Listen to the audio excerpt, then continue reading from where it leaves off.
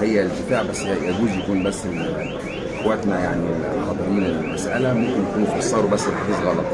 الدفاع لا يطعن لا في محمد صبحي ولا في اي حد، الدفاع بيتكلم كلام عام ومجرد وموضوعي. طالما الدكتور قال ان النتيجه دي احتمال يبقى فيها سلبي احتمال يكون فيها ايجابي، يبقى كان لازم من كان بصحبه المتهم يخضع لإجراءات التحليل، انما ده لا يشكل طعن لا في سين ولا في صاد. معايا ادي المسألة. حضرتك استندت في الحكم الا لله.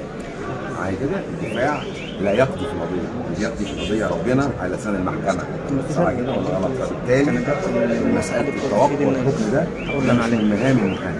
مهام المحامي ان هو يبذل العنايه الحريصه الامينه ويشرح المعطيات ومرافعته طبقا لوقائع الدعوه بامانه في العرض، وهذا ما حدث. الحكم الا لله.